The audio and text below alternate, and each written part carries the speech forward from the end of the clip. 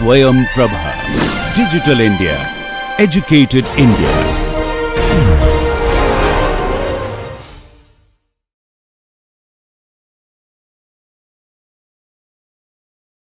So here I am not going to derive the same thing. You can do that yourself, but just for sake of writing the total head loss, the head loss due to the sudden contraction HC is given by this expression, which is nothing but your V2 square by 2G multiplied by 1 by Cc minus 1. So here there is a term which you may be wondering, what is this Cc? This is coefficient of contraction. What is that coefficient of contraction? See, if you look at, we have some area here. The flow at this point actually is taking place through this area. Okay, so the area available between these two streamlines is the area where the flow is actually taking place. So this area is the area of this contracted portion. So let us say I will write it as AC, and the actual area that I am considering, that is AC here is written. Okay, so the actual area that I am actually is known to me is nothing but my A2. Okay, so that is the area of this pipe. Okay, now most of the times you don't know this area, so you can actually find out the coefficient of contraction based on various calibration or laboratory experiments, and that coefficient of contraction can be used for finally obtaining this value. So this Cc is the coefficient of contraction which can be obtained from laboratory experiments, can be used, which is nothing but AC by A2. Okay, and that if you substitute, you will be able to find out what is the value of HC, or the head loss due to sudden contraction. Let us look at another application. In most of the cases where you have a dam or a spillway, so you have some kind of elevated water, and at some points either it automatically starts flowing or you open the gate and the water starts flowing. So in such cases you will get a hydraulic jump. So what happens in case of hydraulic jump? You will have some kind of elevations like this on which the water might starts flowing. So when the fluid starts flowing, it will take some path, and as it comes from higher elevation or higher potential, then the potential energy is going to be converted to kinetic energy, so it will have very high velocity, and then this velocity is going to come with a depth which could be slightly less, and then suddenly it will create a hydraulic jump. Okay, and the energy is going to be again converted back from the high kinetic energy to potential energy and again some kinetic energy. So this kind of formation is nothing but your hydraulic jump. Okay, anyway, the hydraulic jump you will be able to understand more in more details when you go to the next semester, where you have the applications in more details. But just to quickly give you a glimpse of that, so this is how it is going to take place. So in case of hydraulic jump, we have some section where the flow is going to be supercritical, and here the flow is going to be subcritical, and in this section the jump is taking place. Okay, so the energy at this point and energy at this point is our concern. And if you look at, we have some kind of potential energy and the kinetic energy. Similarly, here we have some potential energy as well as some kinetic energy, and there is a loss that's going to take place when the flow moves from this supercritical section to subcritical section. All right, so the energy profile, if we look at, as the y changes, there is a change in the energy, and over the distance there will be some loss that's going to take place. Okay, so now to give you a more pictorial analysis of the jump alone, if you look at, this is our jump, and from here with the jump it has moved to this elevation. So here it is y1 and here it is y2. So now if we apply the linear momentum equation, we can tell that the forces acting in a direction is going to be equals to the outflow momentum minus inflow momentum. Okay, so what are the forces that are going to act on this? So if we take this as our control volume, so here I have taken this section and I have drawn it. Let us say this is my control volume. Now in this control volume, what are the forces? There is a force that is going to act on this due to the pressure. So the pressure variation at this location is going to be linear. This is hydrostatic. This is open to atmosphere, right? So on top it is atmospheric pressure. As we go down, it is going to vary linearly, and we know the pressure is nothing but your gamma h. Okay. So at the bottom, it is going to be gamma y1. All right. So that's the pressure that's acting. And if we integrate over the area, so area, let us say y1 is the depth. And if we take unit width, so y1 multiplied by 1 is my area on which the force or the pressure Fp1 is acting, and that's the force. Okay. Similarly, on this surface, we can find out the force that is acting. So these are the forces. Now we can also calculate the momentum. So momentum is equals to outflow momentum. Net momentum is equals to outflow momentum minus inflow momentum. So outflow momentum rho q v2 minus rho q v1. So if we find out the discharge q, so q is nothing but your v1 y1. So basically here it is y1 is nothing but the area. So y1 multiplied by unit width. Okay. So v1 multiplied by y1 is equals to v2 multiplied by y2. So we know that. Okay. So you can take either this or this for your discharge. All right. Now let us write down the momentum equation. So from momentum equation, we have already seen that the forces that are acting on this face is given as gamma y1 square by 2. Okay, if we integrate this total area, we will get gamma y1 square by 2. Similarly, this is the negative force that is acting in this direction, which is minus gamma y2 square by 2 is going to be equals to the outflow momentum minus inflow momentum, and that is rho v1 y1 is the q multiplied by v2 minus v1. All right. So this is our equation for linear. We have written down this equation from the linear momentum principle. So now let us resolve this and simplify this. Okay. So if you rewrite this, you can write down y1 minus y2 multiplied by y1 plus y2, which is going to replace your y1 square minus y2 square, is equals to 2. The 2 has gone up on this side and gamma has come down. So if you take down the gamma, rho cancels out, only 1 by g remains. So 2 v1 y1 by g multiplied by v2 minus v1. All right. So that if we further simplify, we can write down 2 v1 square y1 divided by g v2 minus by v1 minus 1. So this is just putting it in a different form, nothing else. Okay. So again, rewriting this right hand side part, we could put it as 2 v1 square y1 by g, again y1 by y2. We know already v1 and v2 we can represent in terms of y1 and y2 that we have seen in our discharge equation. Okay. So by that we could rewrite this. Now finally we could get this expression, that is 2 v1 square y1 by g y1 minus y2 divided by y2. All right. So now here we have y1 minus y2, here also we have y1 minus y2, so we can take it out. Okay. So by doing that, finally we could write down y1 plus y2 is equals to 2 v1 square y1 by g y2. Okay.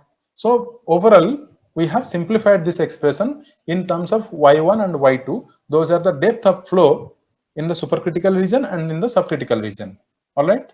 So this expression, if you just again rephrase that, we can see that y2 by y1 multiplied by y1 plus y2 is equals to 2 v1 square by g, and again putting it all together, we can write down this equation. And here if you look at this v1 by g y1 is nothing but your square of the Froude number. What is Froude number? Froude number is square root of V by Gy. Okay, so the fluid number Fr is equals to square root of V by Gy. Okay, so V is the velocity, Y is the depth of flow. So now using this, we have a fluid scaling or fluid number based on that, and this is nothing but your Fr. You will see that when you go to the next semester again in more details, but at least right now you can understand that this is a fluid number, and we will also see other numbers like Reynolds number and so on as we move along this course. So this fluid number, we have put it here 2Fr square. Now by writing this expressions, whole expressions, we can get a quadratic form of this equation. All right. So this is fluid number. So if we take this to the left side, we can write down this is y2 by y1 square plus y2 by y1 minus 2Fr square is equals to 0. So this is a quadratic form of the equation. Now we can get the root of that. So that is nothing but your y2 by y1.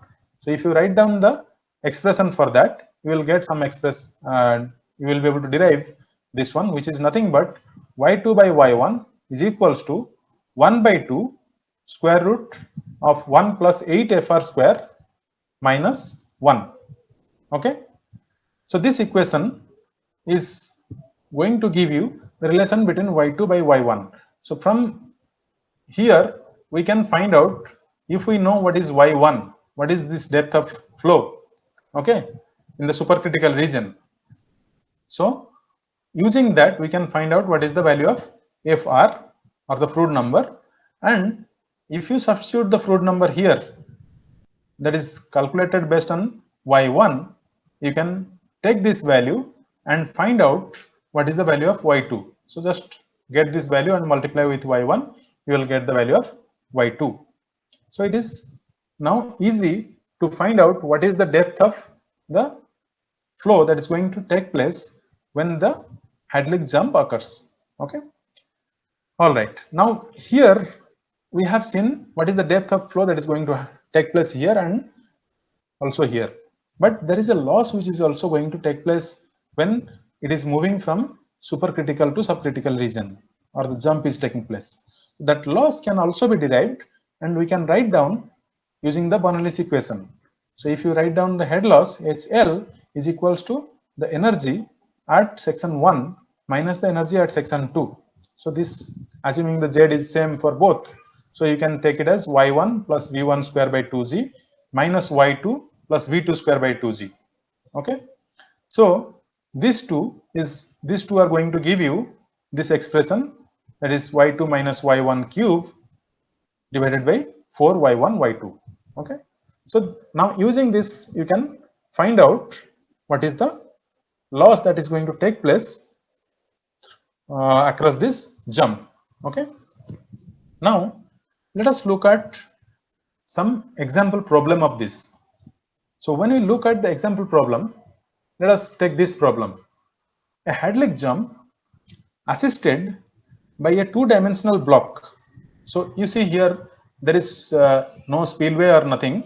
It's a flow that is taking place, and suddenly we have a block, and because of this block, or the presence of the block, is going to create or generate this Hadley jump. Okay. So basically the Hadley jump, which is assisted by a two-dimensional block, is formed on a horizontal bed as shown in this diagram. Estimate the force Fd, that's the drag force in kilonewton per meter for width of this block. Okay. So we have this block which is also having some length in the perpendicular direction to the screen. So it has some length, but we are trying to calculate per unit length or per unit width, let us say. So per unit width of the block, the force is Fd, and our aim is to find out what is the force in force on the block per unit width, that is Fd. And here the unit discharge is given, that is Q is equals to 6.64 meter square per second, and the depth before and after the jump are also given, that's y1 and y2. These are given as 0.05 meter and 3.6 meter respectively. So assume the distribution of pressure at section 1 and section 2 are hydrostatic. Okay, so the pressure variation along the depth, we are assuming that it is a hydrostatic, but there will be some variation, but currently we are not considering that. Now with this, you find the energy loss in the jump also. We have to find out what is the force that is acting on this block FD and the energy loss across this jump. Okay. Now how do we do it? Here, if you look at when the flow is taking place, there is going to be some force acting on this block. So there is that force is nothing but FD, or the drag force. The drag acting on this block is nothing but FD. Now the same force is rather exerted on the fluid by the block. It's just opposite reaction. So we can take that and calculate. So because we are taking the forces, we are taking possibly a control volume and analyzing, and we are analyzing the fluid. So we have to take the force that is acting by the block on the fluid. So if you do that, that time you have to take the direction of the force in this opposite direction. The FD that is shown here in this direction will, when you apply it to the fluid, it will be in the reverse direction. All right. So let us look at the solution. When you are trying to find out the solution, let us equate the momentum at 1 and 2. So if we do that, we can write down the applying the linear momentum equation. So the forces acting in the x direction is equals to the outflow momentum minus inflow momentum. So what are the forces? We have already seen P1A1 minus P2A2 acting in this direction at section 2 minus FD.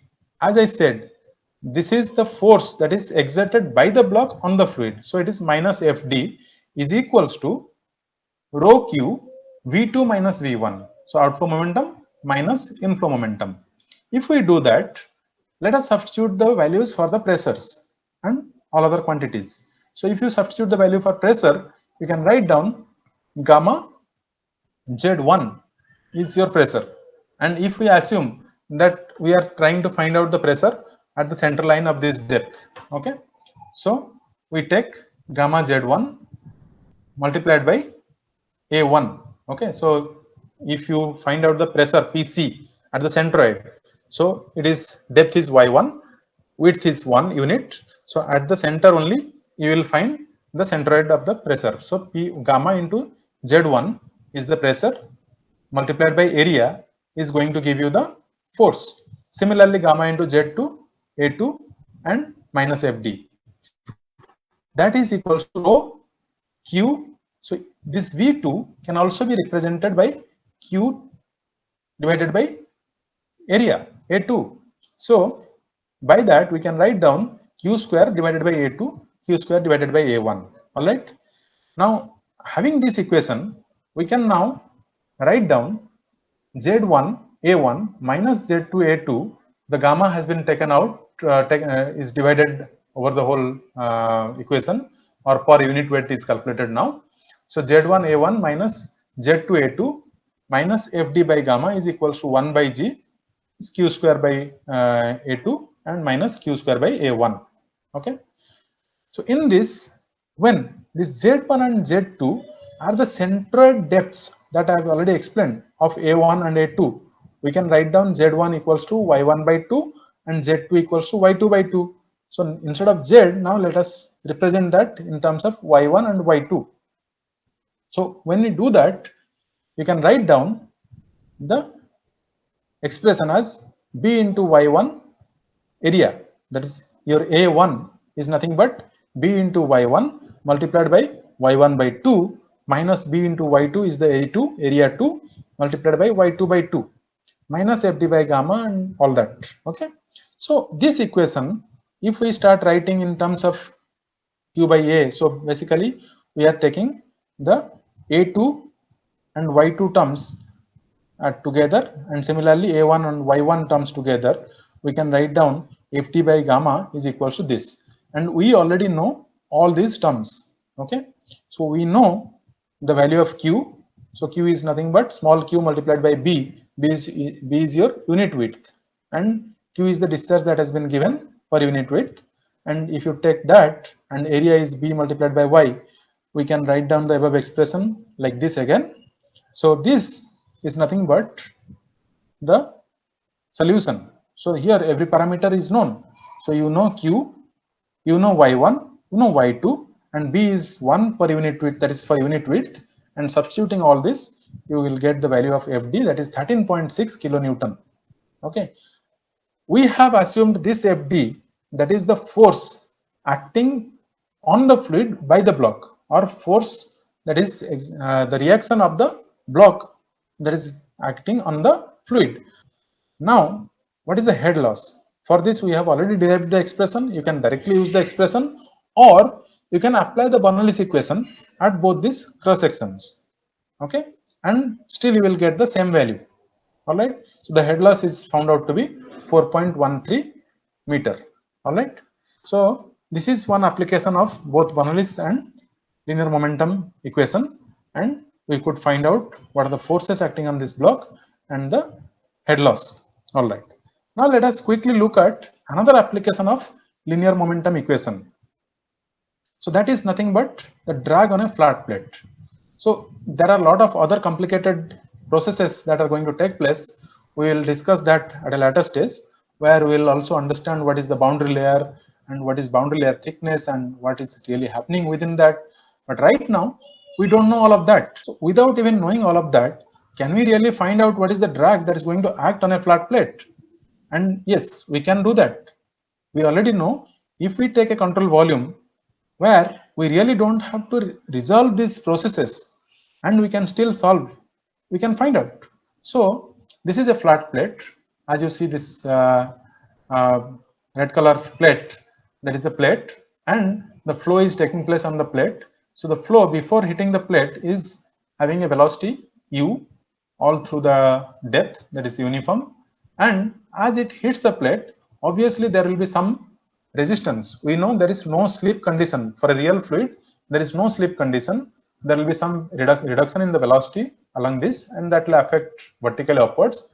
So you will get a velocity profile something like this as you move along the plate. So we will not really worry about all that so much, but what we know that there will be some reduction, and because of that there is some kind of boundary layer which is going to form, and the velocity is going to change along the depth. Okay, so now we need to find out what is the drag. So there is a force which is going to act on the plate by the fluid or on the fluid by the plate. Okay, it's reverse. All right. So now if you want to analyze that, first thing you have to do, take a control volume. So we will take the control volume in such a way that it extends above this boundary layer. So we don't know what is the boundary layer, but in general this boundary layer thickness is very, very small. So let us say we will consider some value h which is well above this boundary layer. Okay, and that h is the depth or the elevation where the velocity is the free stream velocity. So that means the effect of this boundary layer is not felt here.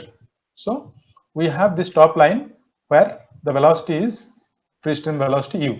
Okay, and as you go down along this up to the boundary layer, the velocity will remain u, but below that it is going to reduce. Okay, so now after considering the control volume, let us now look at the velocity. So the velocity is equal to the undisturbed velocity u in the beginning, and it reduces as it enters this boundary layer zone. So now the surface AB, we want to find out the change in the momentum. So outflow momentum minus inflow momentum is going to give us the force.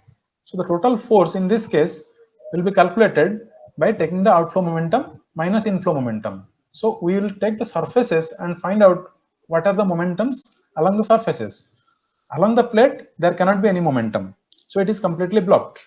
So you have only three surfaces. Along this surface, there is a flow going out, that is CD. Along AB, the flow is coming in, and there's a reduction in this velocity. So because of this reduction in the velocity, the flux that is coming in is actually not going out along this face. So the excess flux which is not able to pass through this, obviously it has to pass through this boundary to satisfy the conservation of mass. Okay, so this excess mass goes out through the surface BC. Now if we calculate what is the mass flow through surface AB, we can write down rho integration over 0 to h u dy. So dy is the elemental distance along y, and if we take u dy and integrate over the distance 0 to h and multiply with the density rho, it is going to give you the mass flow. So similarly, if we write down the surface CD, we can write down rho integration over 0 to h small u dy.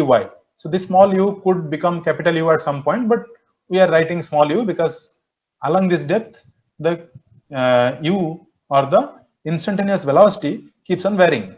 Okay, now what is the flux that is going through the boundary BC? That is nothing but again rho integration of 0 to h u minus u dy. So the balance, whatever could not pass through this, is that passing through this? Yes, that's the mass. So that mass is nothing but rho 0 to h u minus capital U minus small u dy. All right. So once we know these fluxes that are going out or coming in, we can write down the linear momentum equation now. So let us now do that. Applying the momentum equation in the x direction, we can write down a summation of forces in the x direction, that is nothing but drag force, or we call it minus d because the force on the fluid is acting in the negative direction. That's why it is minus d. That is equals to the outflux momentum along surface CD plus the outflux momentum along surface BC. So if you look at the momentum when you are calculating, it is the mass flux multiplied by the velocity. So it was integration 0 to h u dy. So again the flux momentum is equals to multiplied by velocity. So rho integration 0 to h u square dy. Similarly here rho integration 0 to h u multiplied by u minus u dy minus rho integration 0 to h capital U square dy. So we could write down the momentum equation. Now here this part is your outflow momentum and this is your inflow momentum. All right. Now resolving this, you can write down minus d is equals to minus rho integration 0 to h u small u multiplied by u minus u dy. So taking the minus out from both sides, okay, you can write down the expression like this. That's the drag on the plate in the reverse direction. Okay. All right. So this equation is valid for laminar as well as turbulent boundary layer. We have not really discussed what is laminar boundary layer, what is turbulent boundary layer and all that, but there are some variations within the boundary layers. But this equation is valid because whatever may be the condition inside, we are not worried about that. We have taken the whole control volume and the conditions within that are well represented by this. So it is valid for laminar as well as turbulent boundary layers. Now if the tau, that's the shear that is going to act on the boundary surface, is the boundary shear. So tau 0, let us say, as the boundary shear at any distance x. So if I take any distance x, let us say from this point I have some distance here, which is the distance is x, okay, from the leading edge, that is from here. Okay, I can write down the drag d is equals to integration 0 to x tau 0 dx. So shear stress multiplied by the area. Okay, so area is nothing but for unit width we are taking here. So it is tau 0 dx multiplied integrated over 0 to x. Okay, now the same we can equate with this expression that we have already derived. Okay, so equating these two expressions, we can write down tau 0 is equals to rho dou by dou x 0 to h u multiplied by u minus u dy, isn't it? So finally, using this linear momentum principle, we could derive what is the drag force that is going to act on a plate, flat plate, and we could also find out what will be the shear that is going to act on the plate. But we are assuming here that the shear stress is going to change as the distance x is going to change, and that we will find out in more details as we move to the later classes. But right now, at least you know how to find out the drag on a flat plate. Okay. All right. So we'll stop here for this class.